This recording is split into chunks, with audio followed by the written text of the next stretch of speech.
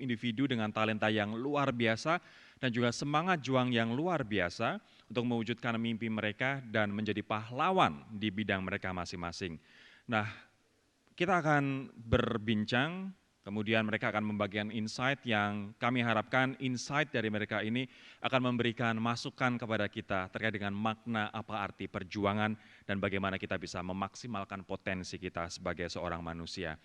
Untuk itu kami akan mengundang nantinya setelah saya membacakan profilnya satu persatu. Saya akan membacakan terlebih dahulu profil yang pertama. Kakak Aris Susanti Rahayu yang mendapat julukan sebagai Spider-Woman-nya Indonesia adalah atlet panjat tebing tanah air yang berhasil merebut medali emas pada perhelatan Asian Games 2018 dengan catatan waktu 7,61 detik. Nah, Aris juga memenangkan medali emas PON 10 Papua dengan catatan waktu 7,355 detik. Kegigihan atlet panjat tebing Aris Susanti Rahayu untuk meraih medali emas dalam ajang Asian Games 2018 bahkan diangkat ke layar lebar. Kisahnya divisualisasikan dalam film berjudul 6,9 detik garapan sutradara Lola Amaria. Nah, untuk diketahui 6,9 detik merupakan rekor standar internasional yang harus dipecahkan oleh para atlet pemanjat tebing bila ingin menjadi juara dalam cabang olahraga tersebut. Bukan hanya kisah hidupnya yang diangkat, Aris juga dipercaya untuk memerankan dirinya sendiri dalam film ini. Ini kisahnya, kisah masa lalunya, kisah perjuangan orang tuanya untuk bisa membesarkan kakak Aris ini juga sangat luar biasa yang nanti akan kita gali bersama-sama. Kita sambut bersama Aris Susanti Rahayu.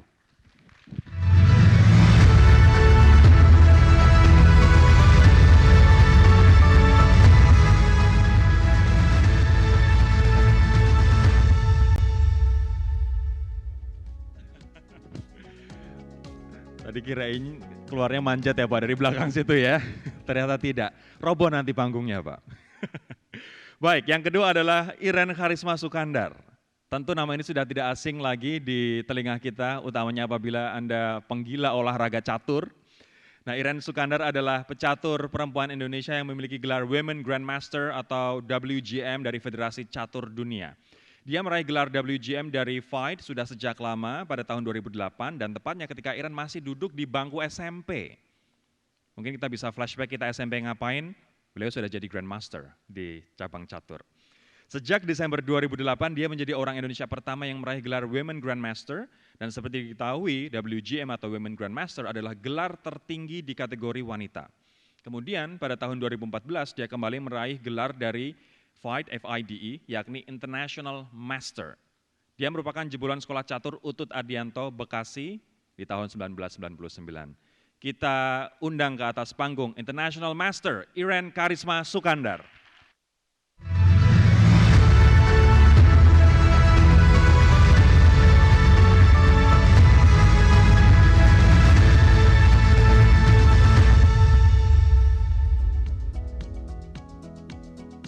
Baik, yang ketiga tidak kalah spesial, tidak kalah inspiratif, Ahmad Zulkarnain atau Bang Zul, biasa dipanggil, merupakan fotografer profesional, owner dari Momentum.id yang berdiri sejak 2014, bekerja sebagai staf pengacara selama 3 tahun sebelum memutuskan untuk mengejar passionnya sebagai fotografer. Tujuan hidupnya adalah untuk sukses dan sukses baginya adalah bukan tentang apa yang sudah didapatkan, tapi tentang apa yang sudah diberikan. Wow, ini dalam sekali. Kita sambut bersama Bang Zul.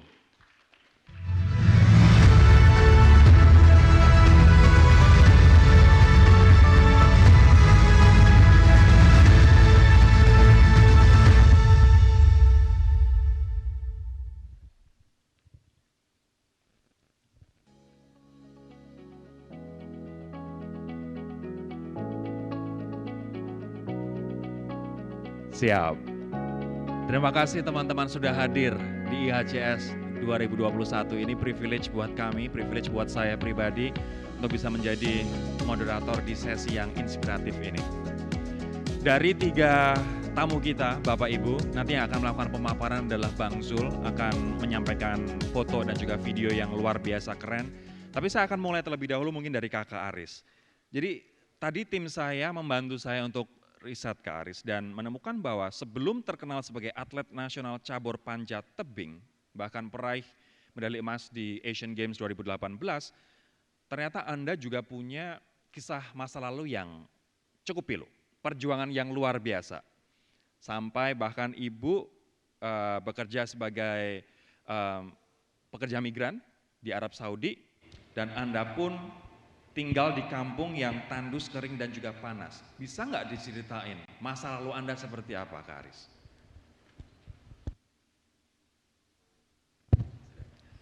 Assalamualaikum warahmatullahi wabarakatuh. Terima kasih untuk kesempatan yang telah diberikan kepada saya. Ceritanya, saya tinggal di Kabupaten Grobogan, Jawa Tengah, di mana itu masih desa sekali, dan saya bertempat di Kecamatan Kelambu, Kecamatan Kelambu, Desa Taruman. Nah, ceritanya itu dari kecil saat saya umur kalau nggak 2-3 tahun, itu ibu saya sudah pergi ke luar negeri demi untuk mencukupi kebutuhan hidup kita sehari-hari sih. Karena saya anak ketiga dari 3 saudara, kebetulan 3-tiganya wanita semua, dan ayah saya sendiri yang laki-laki. Oke. Nah, kehidupan di sana mungkin kalau zaman dulu SDM-nya agak kurang ya, Kak. Jadi ada cerita pilu-pilu yang dimana keluarga saya tuh agak dipandang sebelah mata sih. Kenapa dipandang sebelah mata, Kak? Kalau cerita detailnya saya juga kurang paham ya, Kak. Tapi dari emang mungkin turun-temurun kali ya. Jadi saya sempat dengar gitu kalau kakek saya ada yang ngomong sih, keluarganya Wadimin, kakek saya namanya Wadimin, itu nggak akan ada yang sukses. Entah gimana ceritanya, Dicap kok oleh bisa masyarakat, keluarganya nggak akan ada yang sukses. Yep. Saya nggak tahu kenapa seperti itu gitu kan, karena kan saya juga belum lahir, saya juga masih kecil, dan alhamdulillahnya bukan cuma saya, tapi tante-tante saya udah bisa jadi orang sukses. Hari ini jadi orang sukses. Karena ada di mana pengalaman pahit itu mendorong kita buat oke, aku bakal nunjukin kok bahwa keluarga kami itu keluarga yang baik, kita bisa menjadi orang sukses. Dan alhamdulillahnya Allah ngasih yang terbaik buat keluarga kami. Bagaimana perjuangan Ibu sebagai pekerja migran di Arab Saudi menginspirasi kamu, Aris? Pasti.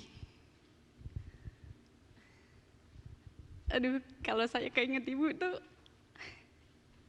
It's okay, take your time, santai aja.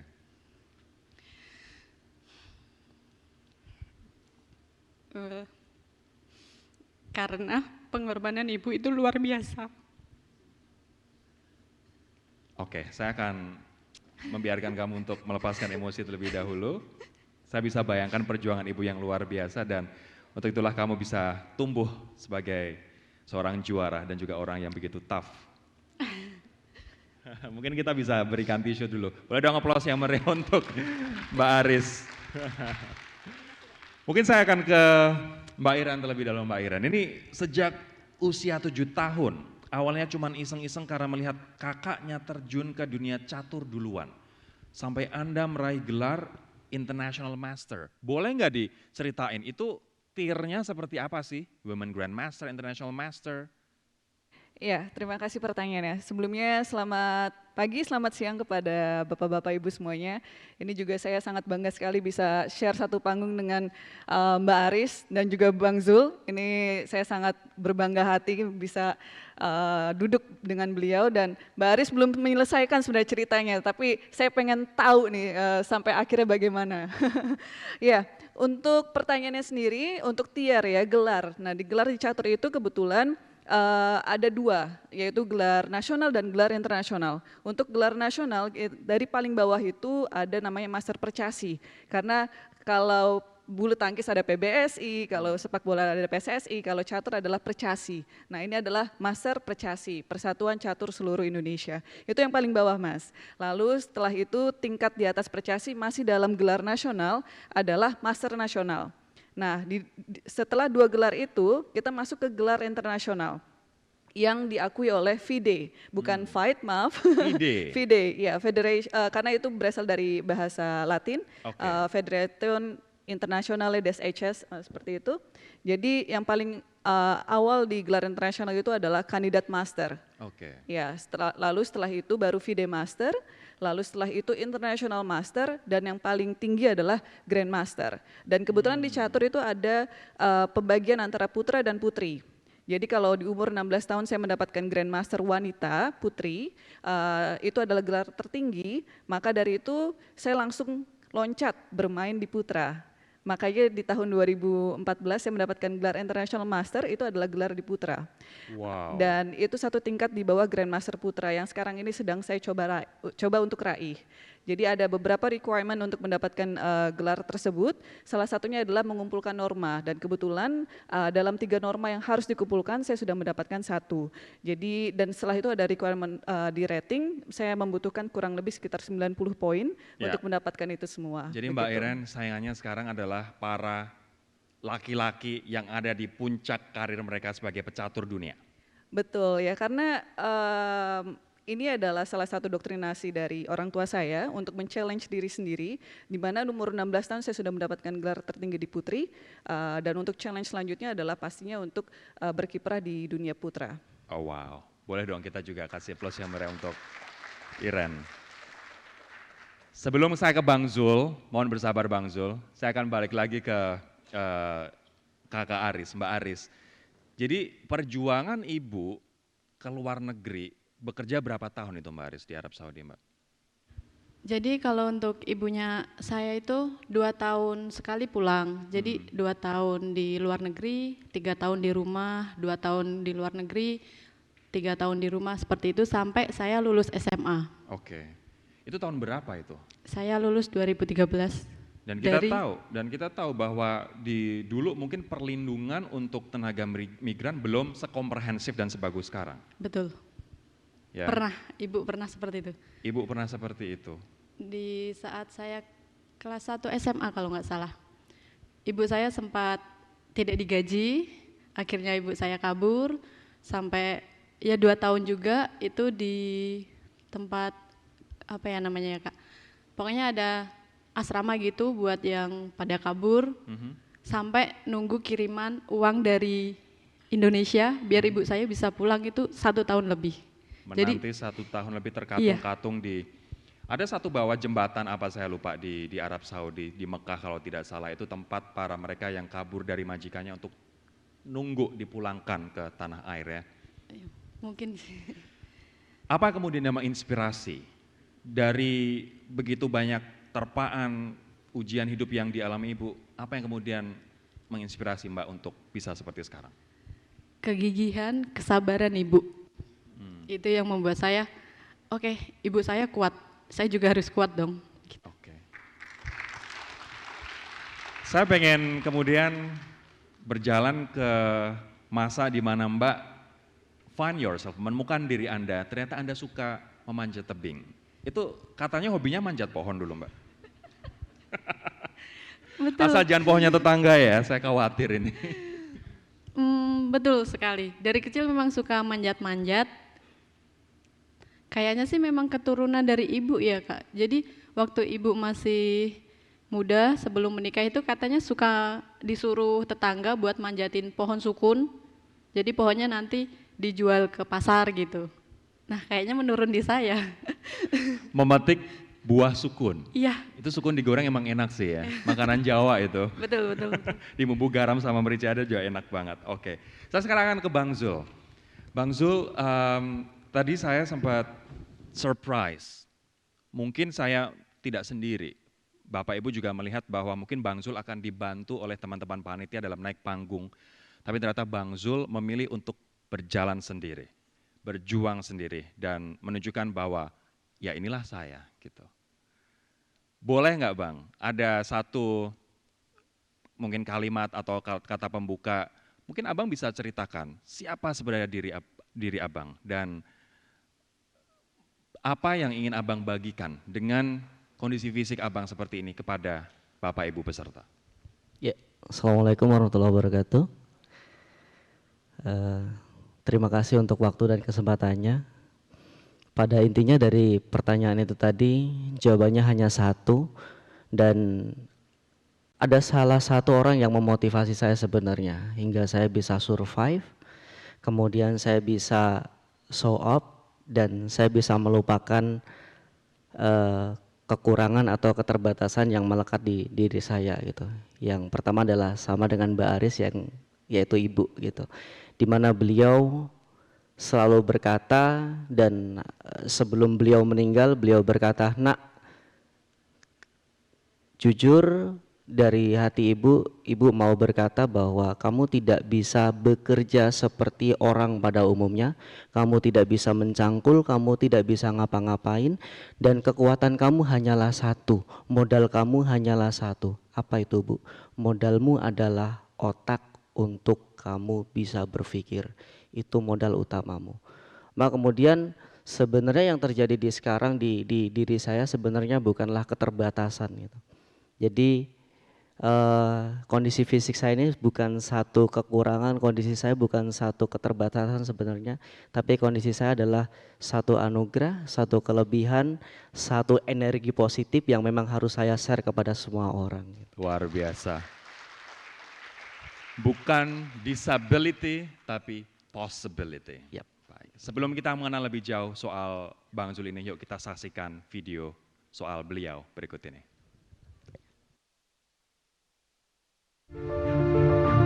Hidup bukanlah tentang memiliki, tetapi tentang menjadi. Saya mengenal orang-orang dengan tubuh sempurna, tetapi tidak memiliki setengah kebahagiaan yang saya temukan.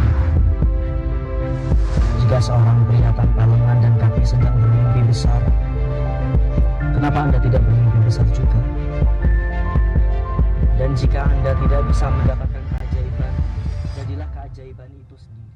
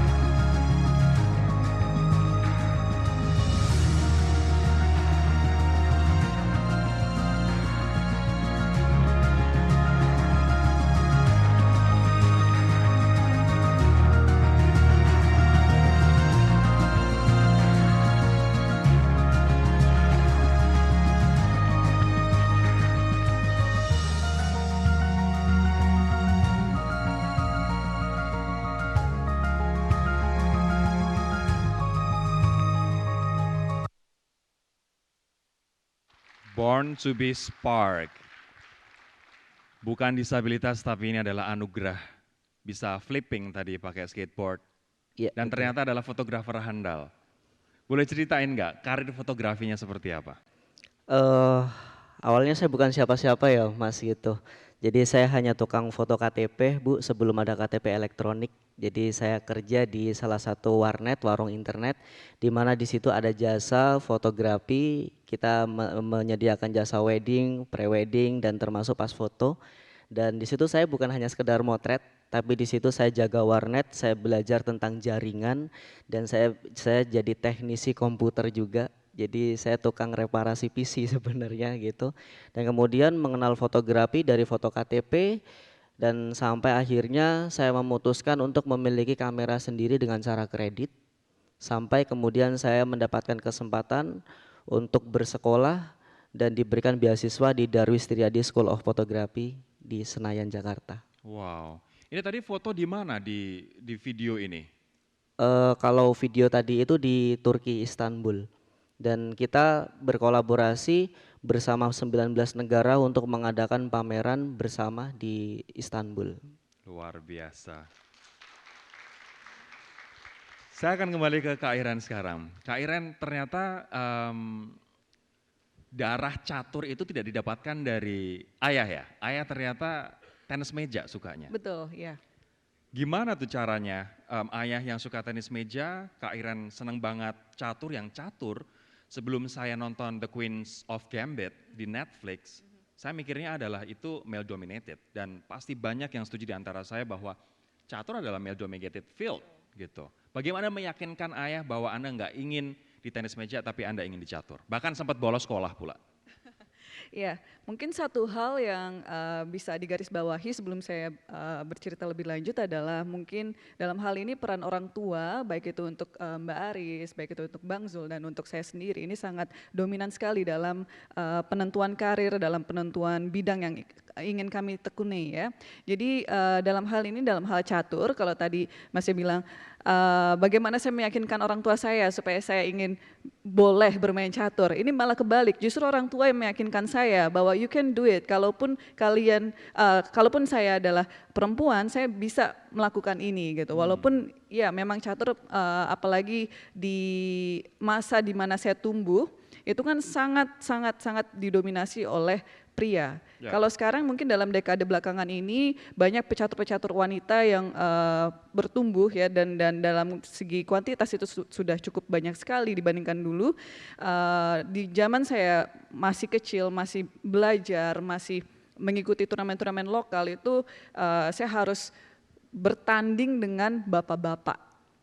Wow. Jadi bukan untuk seusia saya, ini dengan bapak-bapak. Ini mungkin gitu. Bapak Ibu juga bisa kalau misalnya belum menyaksikan film Queens of Gambit di Netflix, ini adalah representasi nyata dari Kak Iren. Bertanding dengan para grandmaster juara bapak-bapak yang sampai akhirnya menjadi juara dunia. Silahkan Kak, lanjut Kak. Iya, jadi memang untuk series Netflix tersebut ya Queen's Gambit memang iya itu mungkin bisa salah satu bentuk refleksi bagaimana catur bukan hanya di Indonesia tapi juga di negara-negara lain itu bisa dilihat bahwa memang seperti itulah wanita di tengah laki-laki memang seperti itu. Kalau sekarang mungkin junior-junior saya yang perempuan itu mungkin sudah menikmati. Kita banyak sekali sekarang ini turnamen-turnamen kelompok umur, turnamen-turnamen khusus junior wanita ataupun dan lain-lain sebagainya. Kalau di masa saya harus benar-benar dengan bapak-bapak. Tapi mungkin itulah.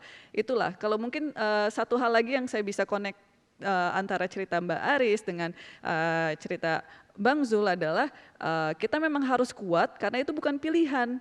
Itu kita memang harus, itu sudah menjadi kebutuhan. Jadi di mana waktu saya masih kecil saya diremehkan istilahnya, saya sudah belajar catur sudah bertahun-tahun tapi masih aja ada yang tanya, Iren bisa nggak jalan kuda, tahu nggak jalan kudanya bagaimana dan lain sebagainya, karena memang saya masih kecil dan saya perempuan dan itu adalah satu kombinasi yang dimana kita lihat dari sejarah dunia pun ya kan adalah kombinasi yang lemah gitu. Ya. Jadi ini yang saya coba buktikan dan saya coba untuk contohkan kepada generasi penerus saya bahwa untuk menjadi perempuan itu bukan sesuatu pembatasan ya.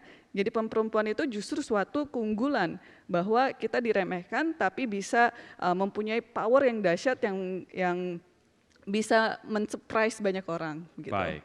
Dua narasumber kita di depan ini kisah masa lalunya juga diremehkan, Mbak Aris, Kak Iren. Gimana dengan Bang Zul? Seberapa banyak orang meremehkan dan seberapa hostile mereka, seberapa harsh komentar mereka kepada Anda? Sebenarnya kalau ngomongin diskriminasi, jujur dari saya sendiri diskriminasi lahir dari keluarga saya. Dimana kemudian di umur 3 bulan, ibu itu memasukkan saya ke dalam kantong plastik dan dibuang di pinggir sungai. Dan pada akhirnya beliau yang mengangkat saya, yang menjadi motivator saya sampai saya seperti ini. Dan lingkungan sama seperti itu. Saya tidak ada lingkungan yang mendukung. Saya tidak ada dari lingkungan masyarakat tidak ada yang mendukung, dari lingkungan pendidikan pun tidak ada yang mendukung. Sampai kemudian di SMP saya memutuskan untuk sekolah di SLB. Karena untuk menguatkan mental saya dan di SMP sampai SMA itu saya sudah ngomong sama orang tua saya paham kok, saya tahu bahwa jenengan, ibu, bapak pasti mampu untuk membiayai saya sekolah, tapi saya mohon jangan dibiayai. Jadi dari SMP, SMA sampai kuliah, sampai saya sekolah di Jakarta, saya lepas dari biaya orang tua. Biasa. Apa yang Bang Zul sampaikan ke orang-orang yang menghina, meremehkan, merendahkan, menolak, Bang Zul? Terima kasih. Itu yang bisa saya sampaikan karena jujur kami bertiga ini jujur kami butuh orang-orang yang mendiskriminasi dan orang-orang yang meremehkan gitu. Karena disadari atau tidak mereka adalah suplemen untuk kami bisa bangkit, untuk kami bisa bergerak dan maju sampai sekarang ini. Mungkin itu yang bisa saya sampaikan kepada orang-orang yang mungkin pernah menghina kami jadi gitu. Terima kasih Bang Zul. Saya sekarang akan kembali ke Mbak Aris. Mbak Aris, mungkin bisa dijelaskan apa yang mendorong Anda begitu persisten untuk berprestasi? Sampai bahkan aku pengen banget dapetin medali emas. Yang pastinya pengen naikin derajat orang tua, biar nggak dipandang sebelah mata lagi sih. Ada cita-cita nggak ketika setelah meraih medali emas, saya pengen ngapain ke orang tua saya? Alhamdulillah pengen berangkatin haji kedua orang tua, karena ayah saya kan mu'alaf dari Tionghoa ke Islam, biar itu ya lebih apa ya, mengenal Islam banget gitu, terus biar bisa menginjak di tanah suci. Dan alhamdulillah udah didaftarin, cuman memang belum berangkat. Yang pasti ya bikin bangga kedua orang tua itu cita-citanya Aris dari kecil. Dulu kabarnya Anda berjanji pada diri Anda sendiri, saya harus meraih medali emas karena saya pengen memulangkan ibu saya biar nggak kerja lagi di luar negeri. Itu betul nggak? Ya itu kan dari cerita film 6,9 detik ya. Jadi saya sukses itu setelah ibu saya udah pulang gitu, saat saya udah kuliah. Jadi ibu saya udah di di rumah. Itu cerita waktu saya masih kecil sih.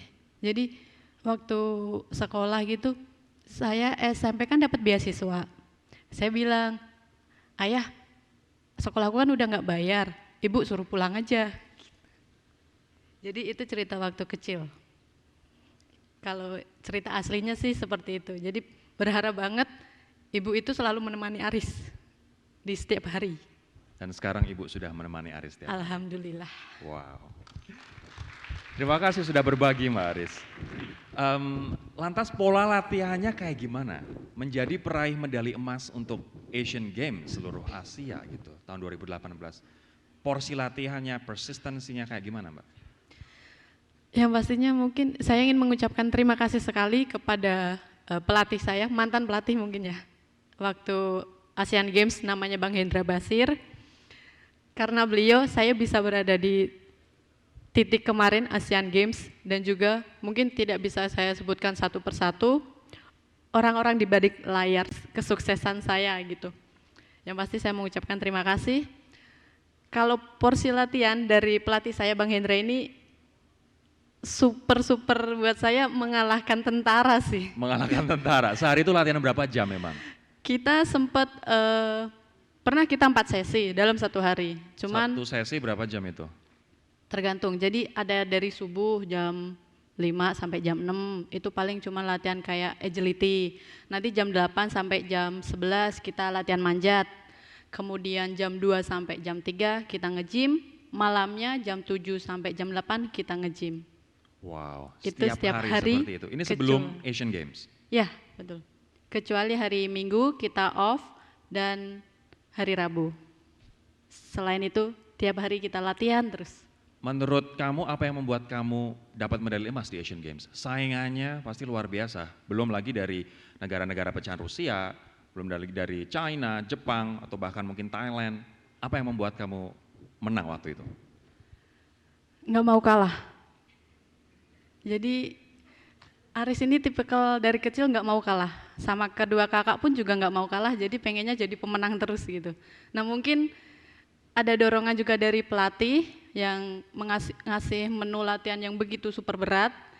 Kemudian ada yang keinginan Aris yang pengen, ya aku pengen sukses di olahraga panjat tebing ini. Aku pengen menunjukkan bahwa olahraga panjat tebing Indonesia itu memang berbakat dan bisa membawa nama Indonesia di kancah internasional. Wow, Apakah sifat saya nggak boleh kalah, saya nggak mau kalah, saya persisten, ini juga ada di jiwa Kak Iren?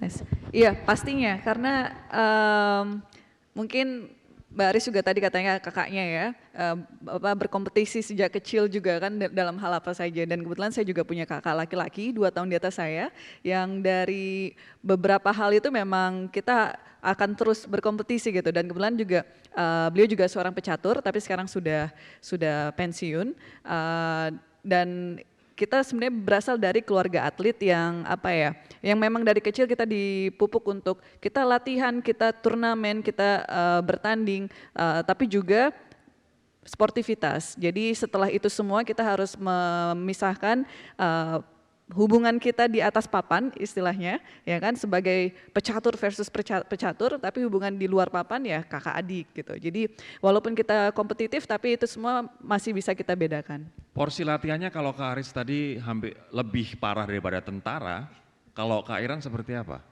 Iya, kalau pecatur latihan saya rata-rata kurang lebih 4-6 jam per hari, dan ini karena otak ya, tapi itu juga tidak terlepas juga apa namanya, kita latihan fisik juga karena ini adalah salah satu stigma nih Kak Rory, yang banyak orang pikir itu kalau catur hanya duduk diam aja ya. Padahal kalau catur itu untuk menjadi seorang pecatur kita harus punya fisik yang prima, walaupun tidak sekeras Mbak Aris pastinya ya, itu udah benar-benar tentara. Tapi yang jelas kita menerapkan pola hidup sehat, olahraga. Karena kalau kita tidak mempunyai itu semua, apa yang masuk ke otak itu tidak akan bisa kita cerna dengan baik. Lalu nanti dalam bertanding kita akan cepat lelah dan lain sebagainya. Karena sudah ada riset juga, dalam satu pertandingan main catur itu kita bisa menghabiskan sekitar 2000 kalori.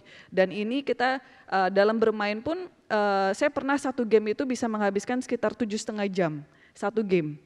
Jadi memang bukan pertandingan yang hanya 10 menit kelar dan 15 menit kelar, tapi kalau di catur itu semakin tinggi time controlnya, waktu berpikirnya, itu berarti kelasnya itu juga semakin tinggi, dan itu adalah kelas yang diperhitungkan untuk ranking dunia. Begitu. Jadi jangan anggap catur ini hanya sebagai duduk aja diam, ya kan? Oh, tapi tidak. bahkan lari 5 kilo belum tentu 2000 kalori kebakar loh. Ini main catur 2000 kalori kebakar. Iya, karena otaknya kan bekerja terus. Bekerja terus, Iya, dan ini yes. juga melepas stigma yang banyak orang pikir juga. Pecatur yang baik adalah yang sekarang menjadi juara dunia pun itu 2 tahun di atas saya umurnya, dan olahraganya sangat kencang sekali. Pastinya kita tidak merokok ya, kita tidak minum-minum, dan nutrisi kita juga untuk kelas-kelas seorang juara dunia juga kita punya nutrisionis gitu. Okay. Jadi semuanya itu harus dilihat juga gitu, meal intake-nya dan lain sebagainya. Sebelum saya menayangkan satu video lagi dari Bang Zul, saya pengen tanya Bang, dari mana kekuatan itu muncul untuk melawan begitu banyak hinaan, begitu banyak orang meremehkan, dari mana kekuatan itu muncul? Dari perjalanan spiritual, dimana sebenarnya saya sudah dikasih nyawa, saya sudah dikasih kesempatan itu, ini yang keempat kali. Di kelas 4 saya pernah melakukan percobaan bunuh diri, kelas 5 melakukan percobaan bunuh diri, dan di kelas 6 saya melakukan percobaan bunuh diri, dan bersyukurnya masih digagalkan, dan ini dikasih kesempatan yang keempat, saya nggak mau sia-siakan. Makanya di situ tertulis kan, sukses itu bukan tentang apa yang kita raih gitu, tapi tentang apa yang kita berikan gitu. Luar biasa. Dan ngomong-ngomong soal apa yang diberikan, ini ada satu video yang wajib sekali untuk kita simak. Yuk kita lihat dulu video kedua dari Bang Zul.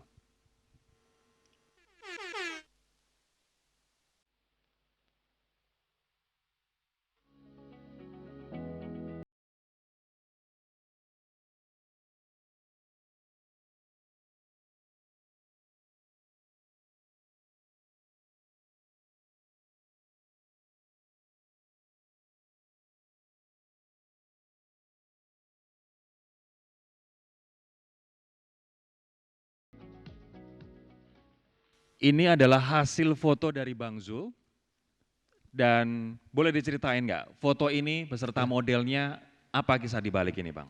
Ya, beliau bernama Niken, salah satu murid SMP LB Negeri Banyuwangi, dan di mana beliau adalah salah satu murid tunarungu yang memiliki potensi dia bisa menari walau dia tuli dan bisu gitu. Tapi kemudian di satu frame kami pengen menciptakan satu foto yang dimana foto ini terlihat dia tidak memiliki kekurangan, tapi justru dia memiliki kelebihan. Dan di foto ini saya menampilkan satu karya di mana di situ ada lampu di belakang membentuk bayangan. Nah, bayangan itu adalah potret dari potensi dia yang tidak tereksplor, yang tidak dihargai, yang tidak orang, yang dimana tidak banyak orang tahu gitu. Dan foto yang cerah yang di sampingnya adalah akan ada masa depan yang cerah yang bakalan kita raih bareng-bareng, jadi gitu. Wow. Saya jadi mempelajari empowerment, bahwa Anda tidak hanya mendukung tumbuh kembang diri sendiri, tapi juga mengempower, mendukung tumbuh kembang orang-orang lain yang mungkin juga kondisinya tidak seperti orang-orang kebanyakan. Iya. Boleh diceritain nggak seperti apa tuh Anda mendorong, selain kisah nikahan ini seperti apa lagi Bang Zul yang Anda lakukan untuk mendorong mereka yang mungkin punya keterbatasan fisik? Iya. Jadi alhamdulillah saya bersyukur banget dari kisah saya, dari perjalanan saya gitu. Bahkan di umur saya yang 30 tahun saya baru benar-benar merasakan bahagia itu baru 5 tahun. Dan di 25 tahun umur saya itu adalah masa-masa kelam saya gitu. Dan dari perjalanan itulah kemudian bismillahirrahmanirrahim, di bulan depan Bapak Ibu akan lahir satu foundation, satu yayasan yang bernama Kawan Setara Foundation, di mana Kawan Setara Foundation itu akan menaungi teman-teman disabilitas. Kita berkarya bareng, kita berdaya bareng, kita produktif bareng, di mana kemudian kita melalui Kawan Setara Foundation itu kita pengen menjadikan Indonesia lebih inklusif lagi, jadi gitu. Moga teman-teman di BUMN yang hadir di sini bisa memberikan support apapun itu untuk Kawan Setara Foundation. Saya tunggu realisasi dari Bapak Ibu sekalian. Mungkin ada yang ingin bertanya sekarang. Saya ingin berikan pertanyaan. Yang ingin memberikan pertanyaan kepada ketiga narasumber kita, kami persilahkan. Kalau misalnya dari floor ada yang ingin bertanya atau ingin memberikan komentar, monggo silahkan. Kalau misalnya yang ada Anda di rumah yang bergabung secara virtual ataupun dari kantor Anda bergabung secara virtual, Bapak Ibu, kami pun juga persilahkan apabila ingin memberikan pertanyaan. Saya akan balik ke Mbak Aris lagi. Mbak Aris, kemudian setelah meraih medali emas, kemudian PON Anda juga sukses di Papua, apa perubahan besar yang Anda rasakan di diri Anda dan orang-orang sekitar Anda dalam melihat Anda, Mbak? Alhamdulillah sih, ya tambah baik, tambah banyak teman. Aku boleh cerita dikit nggak Kak? Boleh. Jadi saat Aris sudah mungkin ada di titik waktu Asian Games itu dapat 2 medali emas, itu kan difilmkan 6,9 detik gitu kan. Nah waktu setelah tayang kan ada temannya Aris itu yang di latihan udah 6,8 detik.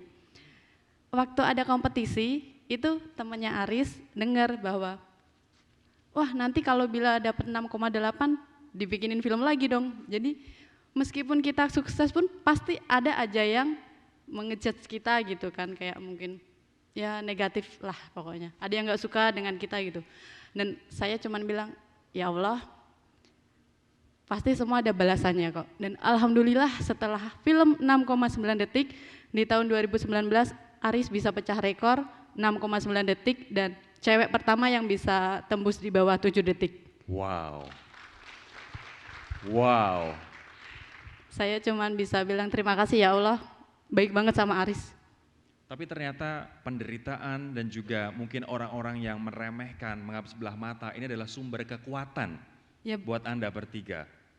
sesuai dengan yang Bang Dul tadi katakan, memang kalau tanpa mereka pun juga kita mungkin tidak punya kekuatan seperti itu gitu. Kak Iran mungkin juga melihat bagaimana diremehkannya sebagai perempuan, ketemu dengan kompetitor-kompetitor yang laki-laki dan bapak-bapak sudah jauh lebih senior. Gimana cara Anda menenangkan diri dan membuktikan bahwa akhirnya Kak Iran mampu?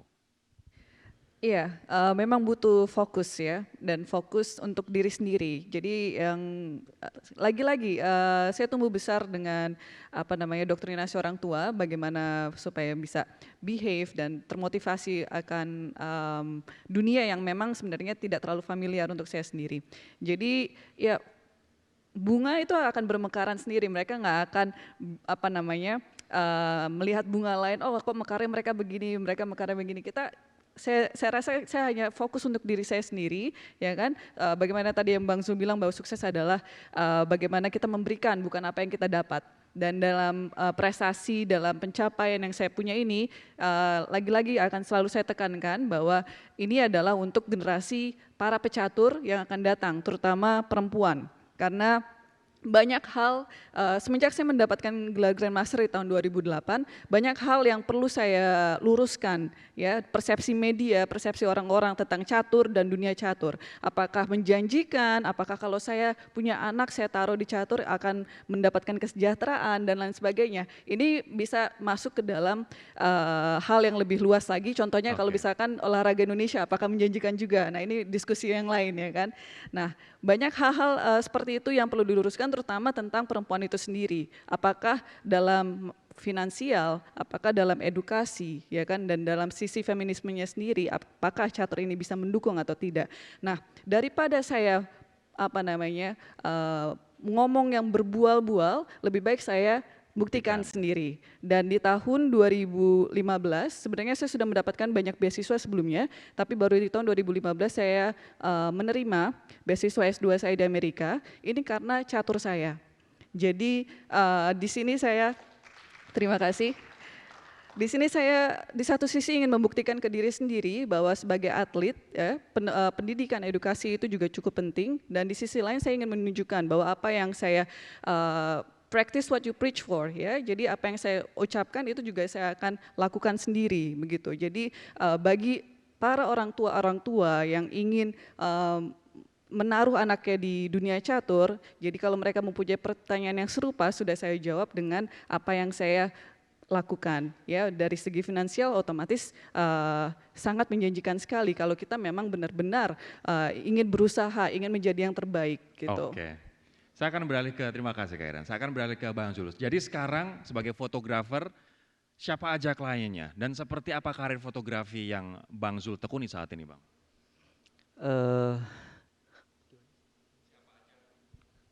Siapa aja kliennya, seperti apa profil mereka, dan bisnis fotografi yang Anda tekuni saat ini seperti apa kabarnya? Ya, kami alhamdulillah bersyukur banget kami bisa pernah bekerja sama dengan Pelindo Indonesia juga gitu, dan kemudian kemarin juga kerjasama dengan beberapa perusahaan BUMN juga, alhamdulillah gitu. Kami masih diberikan ruang, diberikan kepercayaan gitu. Tapi di sini kami di Banyuwangi ada tim gitu, dan saya mengambil tim itu bukan mengambil orang-orang yang profesional, tapi mengambil orang-orang yang baru lulusan SMA dan belajar fotografi dari nol gitu. Tanggapan dari para klien Anda, mereka happy dengan hasil fotonya? Happy, sangat happy. Dan ternyata seperti tadi malam gitu, sebenarnya semalam itu saya lagi motret wedding gitu, dan saya harus berangkat ke Jakarta semalam pagi, nyampe Surabaya terus ke Jakarta gitu. Dan saya minta maaf gitu, Bang, komennya cuma satu, saya tuh nge-hire Bang Jul itu pengennya itu dari pagi sampai malam, tapi harus kepotong gini gimana ya? Nggak apa-apa Mbak, suatu saat saya bakalan motret lagi ke Mbak, jadi gitu. Luar biasa, ini berarti jadwalnya padat, kami beruntung banget dapetin Bang Zul. Alhamdulillah. Oke, ini ada pertanyaan yang menarik juga untuk Mbak Aris sama Kak Iren. Dari Deni Kadarwati, apa kiat-kiat Kak Aris dan Kak Iren bila ada pandangan miring atau keraguan kemampuan perempuan menjadi nomor satu, bagaimana menyikapinya? Mungkin dari Mbak Aris dulu. Baik, kalau dari ibu saya selalu bilang sabar, ikhlas, serahin sama yang di atas, jangan lupa berdoa. Udah, karena manusia hanya bisa menjalankan, semua yang menentukan Allah. Jadi gitu. Oke, Kak Iren. Ya kurang lebih sama ya, jadi apapun yang akan kita lakukan, baik itu kemenangan ataupun kegagalan, itu pasti ada yang menjudge, pasti ada yang ngomong miring dan lain sebagainya. Ya itu tadi yang saya sempat bilang sebelumnya, kita fokus ke diri sendiri, apa yang bisa kita buat, optimalkan diri sendiri, karena faktor lain itu kita tidak bisa kontrol, ya kan? Entah itu faktor luck atau faktor opportunity yang lain, ya kan? Kita fokus ke diri sendiri, ini adalah faktor yang satu-satunya yang bisa kontrol. Jadi kita tanggung jawab akan apa yang kita dapat sebagai hasilnya. Tapi berprestasi mulai dari umur 7 tahun, terus orang kemudian berpikir, mereka yang bekerja sibuk aja kadang-kadang struggling yang namanya work-life balance. Bahkan sampai berpikir bahwa kok gue kayak nggak punya kehidupan ya. Do you have life? Kamu punya kehidupan nggak pada waktu kecil Kak Iren? Gimana itu nyembahin? Katanya sampai nggak apal nama-nama temennya di sekolah, bener nggak itu?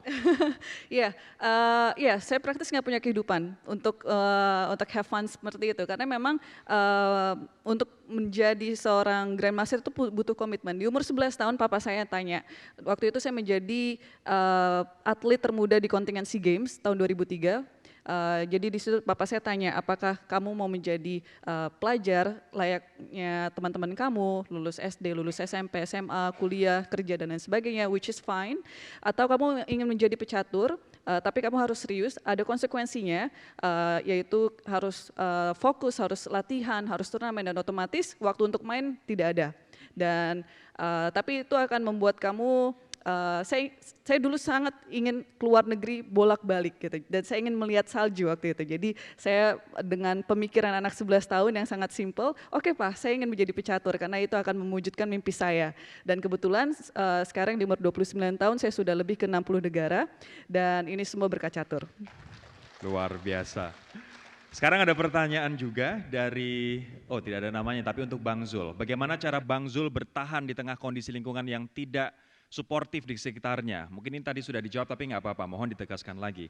Apa yang Bang Zul pikirkan dan sampaikan ke diri sendiri atau upaya lain untuk bisa bertahan di kondisi seperti itu? Ya, yang selalu saya tanamkan adalah menjadi seorang difabel itu bukan pilihan, tapi menjadi seorang difabel itu adalah terpilih, di mana tidak semua orang diberikan keadaan istimewa seperti sekarang. Itu yang terus Anda infuse, sampaikan ke diri sendiri bahwa aku orang terpilih, aku orang terpilih. Ya, bahkan kadang saya melakukan dark joke juga gitu kepada teman-teman yang mulai membuli gitu. Jadi selalu saya sampaikan bahwa menjadi seorang difabel itu asik loh gitu. Di mana asiknya gitu? Di mana kami menjadi seorang difabel, kami mendapatkan kesempatan yang istimewa gitu. Kami bisa keliling dunia gratis gitu. Kami bisa melakukan ini, itu dan lain sebagainya gitu. Iya juga ya. Ya udah kalau memang kamu setuju bahwa menjadi seorang disabilitas itu asik, kita join aja yuk gitu. Saya yang sempurna dan kalian menjadi seorang disabilitas. Jadi gitu. Wow. Tapi bagaimana sekarang ini pandangan orang-orang terhadap teman-teman difabel Bang? Karena sekarang kita lihat, kalau dulu mungkin beberapa tahun yang lalu kita lihat jalanan belum terlalu difabel friendly. Ya ada tapi hanya ala kadarnya. Dan sekarang diperhatikan banget MRT, Transjakarta, bahkan fasilitas pedestrian itu diperhatikan untuk difabel. Sekarang penerimaan publik untuk teman-teman difabel seperti apa sih? Apakah lebih baik? Alhamdulillah sangat lebih baik dan saya selalu sampaikan kepada teman-teman yang ada di Jakarta, kepada Mbak Angki terutama gitu, Mbak, yuk Mbak jangan di kota aja ya, yuk lari ke Banyuwangi nih, lirik Banyuwangi apa yang perlu dibenahi gitu. Dan bukan hanya di kota kami dan kota-kota selanjutnya, jadi jujur banyak yang sharing gitu kepada saya karena di Instagram saya, ngapunten Bapak Ibu, Instagram saya itu 24 jam itu on. Jadi ketika Bapak Ibu mau sharing, ketika ada orang tua yang memiliki anak difabel mau sharing, saya jawab paling lambat telat saya itu 0,2 detik mungkin seperti itu. Wow. Kalau tadi fasilitas publik, Siap. ada nggak diskriminasi yang saat ini dirasakan oleh teman-teman difabel di lingkungan kerja? Situasinya apakah lebih baik saat ini? Kalau untuk lingkungan kerja alhamdulillah ya, jadi ada peraturan yang kemudian di mana perusahaan negeri, kalau tidak salah perusahaan negeri sudah ada 2% ya Bapak Ibu, kalau perusahaan swasta ada 1%.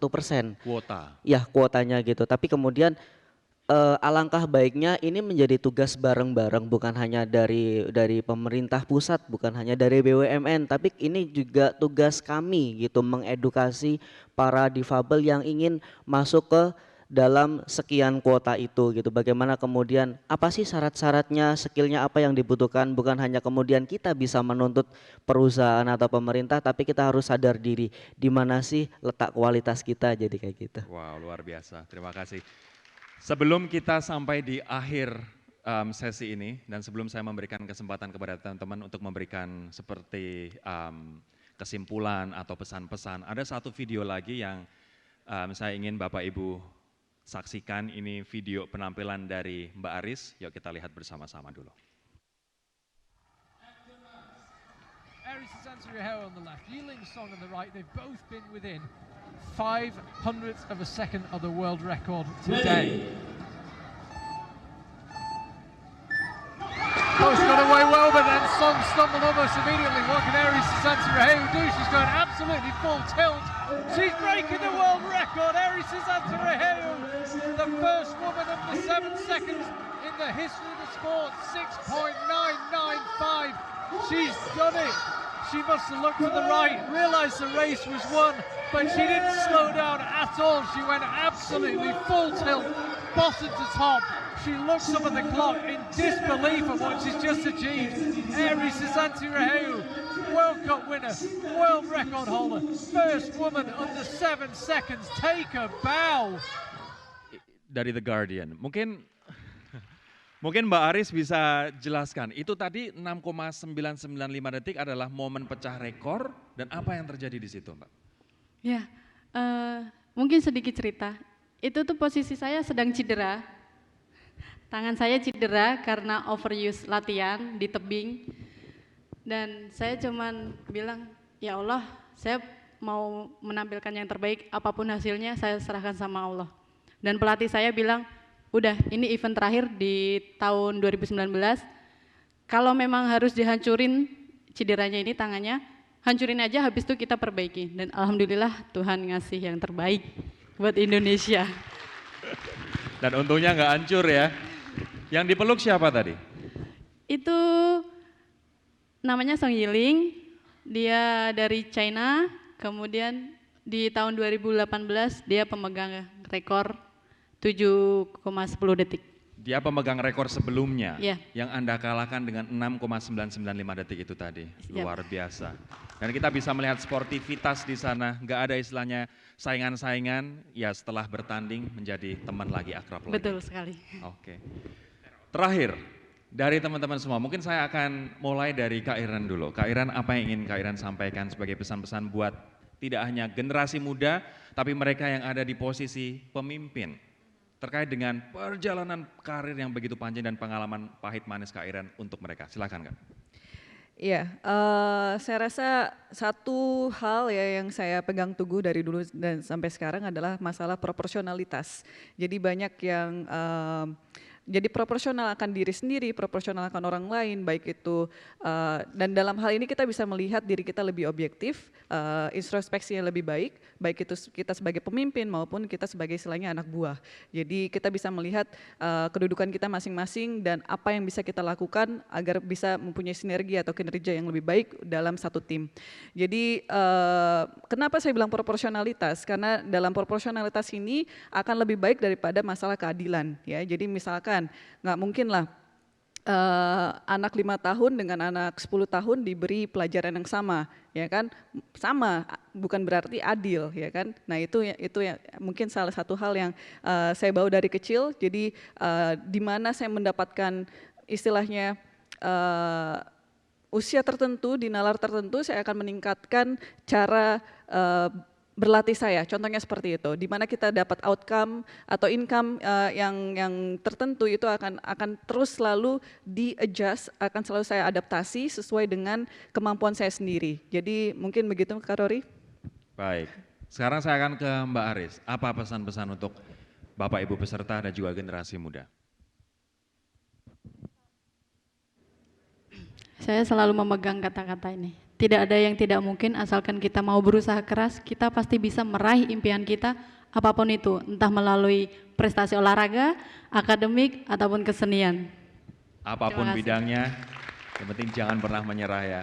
Terakhir Bang Zul, apa pesan untuk, ini mungkin untuk semua kita dan juga generasi muda, tidak hanya kita yang mungkin bertubuh tidak ada keterbatasan begitu, tapi juga untuk teman-teman difabel di luar sana, apa yang ingin Anda sampaikan? Ya, yang pertama apapun keadaan kita, satu, stop untuk mengeluh. Karena mengeluh jujur akan menyia-nyiakan waktu Anda gitu. Dan yang kedua, ada cara bicara saya, ada cara komunikasi saya kepada dunia, yaitu saya selalu berkomunikasi seperti ini. Saya, kami tidak cacat. Kami adalah berbeda. Bagi saya, bagi kami, kecacatan sesungguhnya bukanlah kecacatan fisik, melainkan keburukan perilaku. Boleh dong aplaus yang meriah untuk ketiga narasumber kita. Terima kasih Mbak Aris, terima kasih Kak Iren, terima kasih Bang Zul. Oke, sekarang adalah waktunya untuk pemberian token of appreciation. Kami persilakan untuk yuk kita ngumpul ke tengah. Dan token appreciation ini akan diserahkan. Yang pertama, Ibu Tina Tekemala Intan, Ketua Serikandi BUMN, akan menyerahkannya kepada Mbak Aris. Kita satu-satu ya. Tapi mungkin Anda bisa pikirkan teman-teman, pelajaran paling penting apa yang didapatkan dari sesi ini. Tidak hanya soal perseverance, tidak hanya soal kerja keras, tapi juga motivasi luar biasa dan continuous learning untuk kita terus belajar dan terus berprestasi sehingga nggak ada glaze ceiling itu yang di atas kita, nggak ada batasan, we are unstoppable. Oke, untuk yang kedua, Ibu mungkin bisa tetap stay di atas, Bu Tina, nanti kita foto bareng-bareng. Kemudian yang kedua, tolong teman-teman prompternya. Pemberian token appreciation yang kedua adalah Bapak Sofyan Rohit, Direktur Eksekutif FHCI. Kita akan berikan untuk Kak Iren. Boleh dong kita beri aplaus yang meriah sekali lagi untuk Kak Iren. Ini juga memberikan pembelajaran bahwa nothing is impossible. Bahkan perempuan Indonesia bisa bertarung dan bersaing dengan para grandmaster laki-laki. Dan mereka sudah jauh lebih senior di kancah internasional. Kemudian yang ketiga saya akan mengundang Bapak Hajar Setiaji, Ketua Bidang Event Management FHCI yang akan memberikan penghargaan kepada Bang Zul. Kita juga belajar dari Bang Zul bahwa tidak ada yang namanya disabled community. Yang ada adalah possible community. Gak ada disabilitas tapi yang ada adalah posibilitas. So terima kasih. Boleh kita bersama foto teman-teman.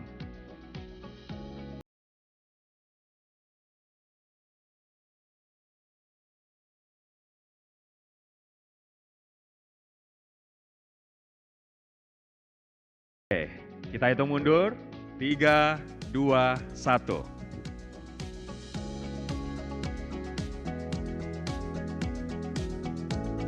Sudah? Oke, terima kasih aplaus yang meriah sekali lagi untuk mereka bertiga. Bapak Ibu juga terima kasih, teman-teman FHCI, teman-teman Serikandi BUMN juga terima kasih atas supportnya selama ini.